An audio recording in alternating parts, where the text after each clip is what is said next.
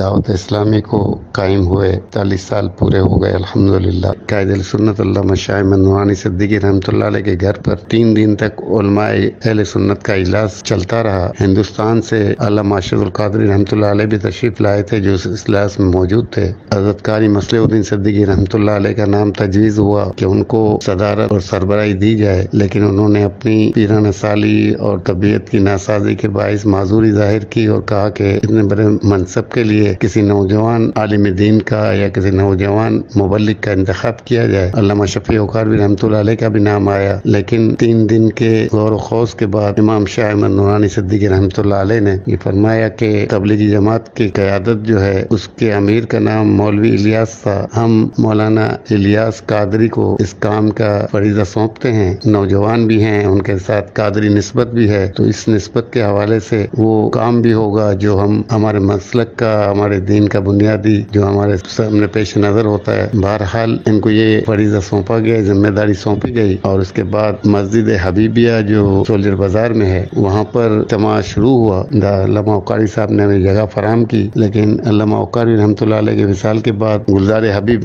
مسجد جہاں یہ اجتماع ہوتا تھا وہ ناکافی بھی تھا اور وہاں کچھ مشکلات بھی ان کو درپیش تھی۔ اسی دوران ان کی جگہ کی تلاش کا سلسلہ شروع ہوا۔ علامہ نورانی رحمۃ اللہ علیہ نے لطیف نورانی صاحب اور محمد علی آڈیہ صاحب کی ڈیوٹی لگائی کہ آپ جگہ کی تلاش کے لیے جو ہے فوری کوشش کریں۔ فیضان مدینہ جہاں قائم ہے سبزی منڈی کے ساتھ، اس زمین کے لیے امام نورانی رحمۃ اللہ علیہ کو آ کے اطلاع دی گئی کہ یہ پلاٹ مل رہا ہے۔ آپ نے اس پلاٹ کا فوری وزٹ کیا۔ دوسرے دن وزٹ کے بعد آپ نے استخارہ فرمایا اور دوسرے دن بھائی لطیف نورانی اور محمد علی آڈیہ صاحب کو بلا کے کہا کہ آپ فوراً اس جگہ کا سودا کریں۔ حضرت بہت زیادہ رقم ہے، 2.5 کروڑ کی جو ہے اماؤنٹ۔ حضرت نے کہا کہ آپ فوری طور پہ 50 لاکھ روپے کی جو ہے نا بیانہ کی رقم دیں، کیونکہ اس پلاٹ کے پیچھے آغا خان بھی پڑا ہوا ہے اور ہم نہیں چاہتے کہ یہاں پہ جو ہے کسی اور کے ہاتھ میں یہ جگہ جائے۔ اس جگہ پہ جو ہے ہمارا مرکز قائم ہونا چاہیے اور آپ فوری طور پہ جو ہے اس کا بیانہ دیں۔ بھائی محمد علی آڈیہ اور لطیف نورانی نے اس کی ٹوکن کی رقم دی۔ چندے کے لیے کوششیں ہوئی، اس کے بعد بہت کوشش ہوئی، لیکن کچھ وقت میں اتنا بڑا فنڈ جمع ہونا مشکل تھا۔ بہرحال امام نورانی رحمۃ اللہ علیہ نے ان دونوں صاحبان سے کہا کہ آپ قرض کے طور پہ اس کی رقم ادا کر دیں، بعد میں جب ہو جائے گا اس کے لیے فنڈ تو اس کی رقم جو ہے آپ کو دے دی جائے گی۔ آپ کے نام پہ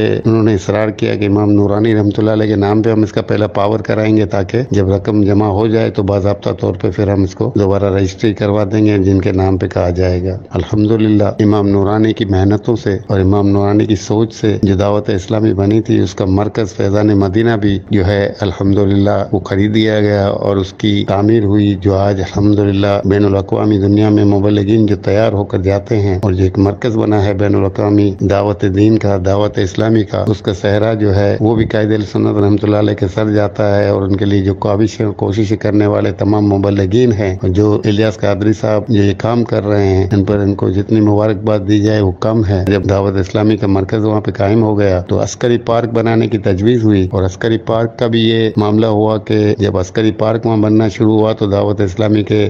گزرگاہ جہاں تک لوگ آسانی سے جا سکتے تھے اس کو بند کرنے کا ڈیزائن اور نقشہ بنایا گیا، اور اس کو ختم کرنے کے لیے اور راستے کو برقرار رکھنے کے لیے دعوت اسلامی کے جو شورا کے ارکان تھے عمران اتاری صاحب اور دیگر، انہوں نے بہت کوششیں کی۔ نعمت اللہ خان ایڈوکیٹ اس وقت کراچی کے میئر تھے، ان سے بھی کوششیں کی، کور کمانڈروں سے، مختلف سیاسی اور مذہبی رہنماؤں سے، لیکن کہیں سے بھی اس کا رسپانس اس لیے نہ مل سکا کہ کور 5 کے لوگ جو یہ عسکری پارک بنا رہے تھے ان کی ضد تھی کہ نہیں، نقشہ وہی ہوگا کہ مکمل پارک بنے گا، بیچ سے راستہ نہیں بن سکتا۔ امام نورانی سے دبئی میں تھے الیاس قادری صاحب، امیر اہل سنت الیاس قادری صاحب نے فون پہ حضرت سے بات کی اور کہا کہ مشرف کا دور ہے اور مشرف صاحب آپ کی بہت عزت کرتے ہیں، آپ کی بات ٹالیں گے نہیں، آپ ان سے بات کریں۔ حضرت نے ان سے کہا کہ انشاءاللہ جو کچھ ہو سکے گی اس میں ہم کوششیں کریں گے۔ ہمارے کچھ صاحبان جو ہے سٹی گورنمنٹ کے اندر ناظم ہیں، راٹھوڑ صاحب، بکیر اور تعظیم احمد صدیقی اور چند اور ساتھی ہمارے تھے جو ہم نے مل کے حضرت رحمۃ اللہ علیہ کی حکم پر قرارداد پیش کی۔ وہاں پہ بہت کچھ ہنگامہ ہوا لیکن قرارداد پہ دلائل دیے گئے، اور وہ قرارداد جس پر بکیر کا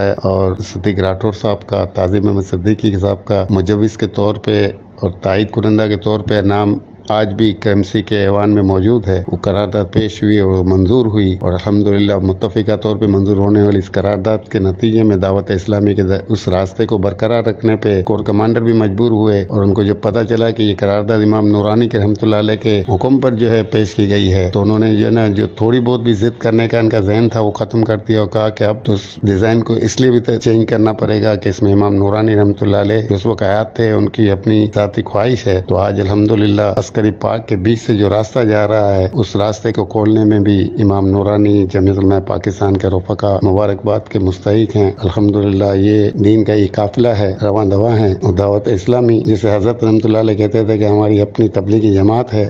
उसको हर जगह हर मौके पर जो है ताउन और मावनत की जाए, वो दुनिया भर में हो रहा है। और तमाम